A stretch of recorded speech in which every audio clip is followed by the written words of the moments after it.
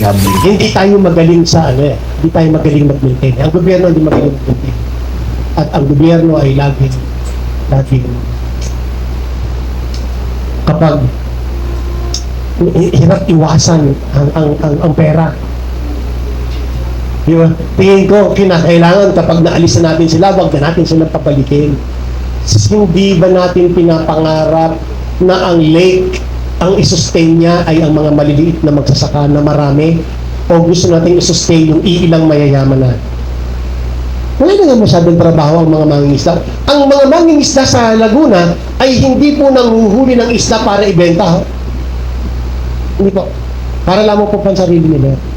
Maswerte, kung marami-rami, good. May backlog sila, good kung kaya nila. Pero hindi nila kaya yung ekta-ektarya, lalagyan ng bakod, ng net, ng lambat, no? Bibili ng maraming anahaw po yun, tsaka bamboo, tsaka kawayan. Hindi nila kaya, milyon po yung gastos nila. Then mag-alaga, kaya, ang DA naman, naglalagay ng mga fingerlings sa inyo. Ang daming problema, sa totoo lang, ang daming problema ng Laguna Lake. Pag inisa-isa natin, kukulangin ng oras natin. Yung lamang po mga isda sa Laguna Lake, problema na ho namin Kasi hindi naman ho taga Laguna Lake yung isda. Yung janitor fish, yung night fish. Diba? Kumakain po ito ng mga similya, ng mga isda. Wala. At wala ko tayong regulation. Sabi nyo kanina, ang sarap ng biya.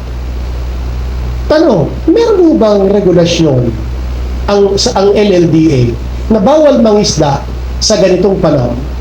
Sa panahon ng itlugan ang mga biya? Wala. Bakit? Kasi mga tao, ang sarap ng biya mo. Ginita ang biya. Itlugan pa.